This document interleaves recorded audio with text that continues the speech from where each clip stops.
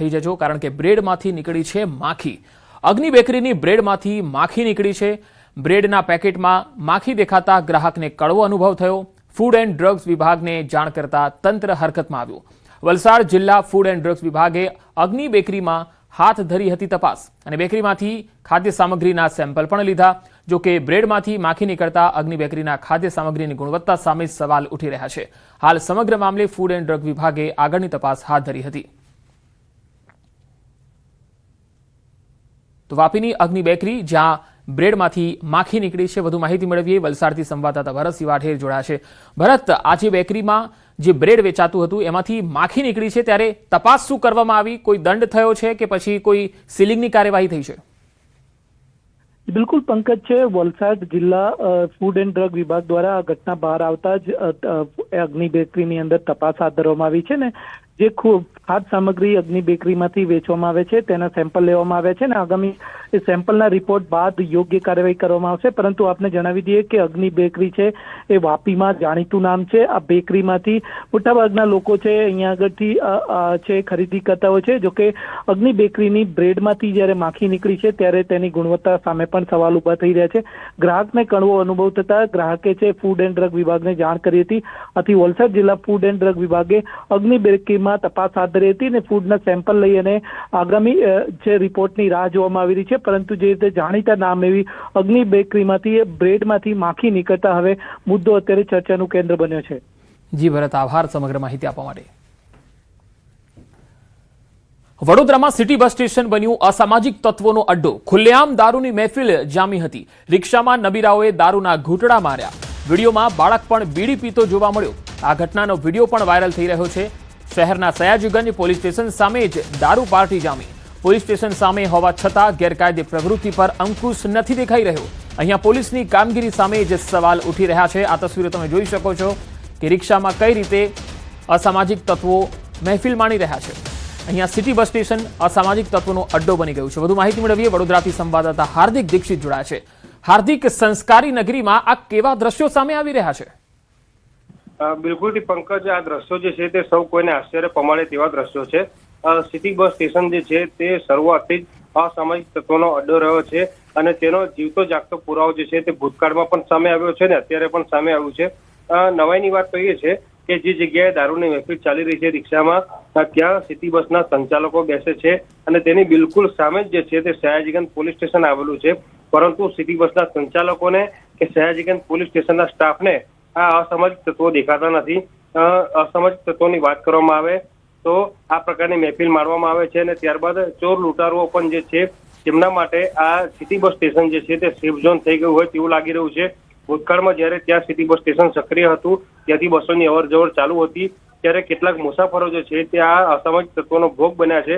પરંતુ ભૂતકાળમાં પણ સિટી બસના સંચાલકોએ કે સયાજીગંજ પોલીસે કોઈ પણ દાખલો બેસે તેવી કાર્યવાહી કરી નથી। એના કારણે આ જે અસામાજિક તત્વો છે તેઓ બેફામ બન્યા છે અને દ્રશ્યોમાં પણ જોઈ શકાય છે કે ખુલ્લેઆમ જે છે તે તેમના દ્વારા દારૂની મહેફિલ મારવામાં આવી રહી છે।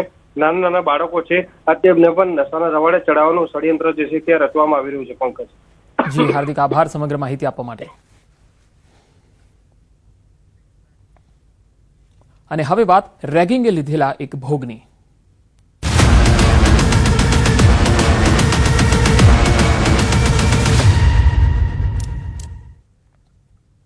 સુરતમાં રેગિંગ બાદ તબીબના આપઘાતનો જે મામલો સામે આવ્યો હતો, સિવિલ હોસ્પિટલના ડીનનું સમગ્ર મામલે નિવેદન આવ્યું છે।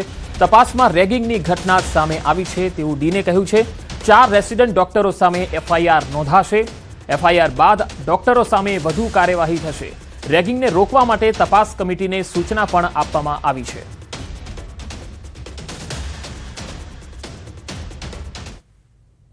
સામાન્યતઃ આ રેગિંગની ઘટના જે હોય છે એની અંદર યુઝ્યુઅલી ફર્સ્ટ ઇન્ફોર્મેશન રિપોર્ટ ખાલી એક સબમિટ કરવાનો હોય છે પોલીસ સ્ટેશનમાં। ત્યારબાદ પોલીસ તે અંગેની આગળની કાર્યવાહી કરતી હોય છે। હાલના તબક્કે સંસ્થાગત જે કંઈ નિયમ મુજબ કામગીરી અત્રે છે એલાઉડ એ મુજબ એન્ટી રેગિંગ કમિટીના નિર્ણય મુજબ કામગીરી કરવાની રહે છે, એ કામગીરી કરવામાં આવી। माइक्रो डिपार्टमेंट के जितने भी रेसिडेंट्स हैं, जितने भी सीनियर रेसिडेंट हैं, सर्वेंट्स हैं, टेक्नीशियंस हैं, फैमिली उनके फैकल्टी मेंबर्स हैं, जितने भी लोग माइक्रो में हैं, सबका 1-to-1 इंट्रोगेशन किया है। आज के दिन में एफआईआर हो जाएगा। इसके आगे पुलिस जो कार्यवाही करेगी वो अपनी करती रहेगी और हमारे जो शोकोज नोटिस दिए हैं उसके जवाब आएंगे, उसके हिसाब से हम नेक्स्ट मीटिंग भी बुलाएंगे और फैकल्टीज के जो जवाब आते हैं उसके हिसाब से आगे की कार्यवाही करेंगे। સુરતમાં રેગિંગ બાદ તબીબનો આપઘાત. રેગિંગની આ ઘટનાને લઈને સરકાર એક્શનમાં આવી છે. એન્ટી રેગિંગ કમિટીની રચના પણ કરાઈ છે. કોલેજમાં જ રહીને કમિટી રિપોર્ટ આપશે. મૃતકને ન્યાય મળે તેવી કાર્યવાહી કરાશે. સિનિયર તબીબો ટોર્ચર કરતા હતા, માનસિક ત્રાસ આપતા હતા. 4 તબીબોને સસ્પેન્ડ કરી દેવાયા છે. એચઓડી સહિતને સોકોઝ નોટિસ આપવામાં આવી છે. કોઈ વિદ્યાર્થીઓને હેરાન ન કરે તે એચઓડીની પણ જવાબદારીઓ હોય છે. માઇક્રોબાયોલોજીના વિદ્યાર્થીઓ રેગિંગ કરતા હતા. બીજા વર્ષના 4 રેસિડેન્ટ વિદ્યાર્થીઓ પણ રેગિંગ કરતા હતા. આ રેગિંગ કરનારા 4 રેસિડેન્ટ ડોક્ટરને સસ્પેન્ડ કરી દેવાયા છે. 6 મહિના માટે સસ્પેન્ડ કરાયા છે. હોસ્પિટલ અને હોસ્ટેલ ટીચિંગ એક્ટિવિટીમાંથી સસ્પેન્ડ કરી દેવાયા.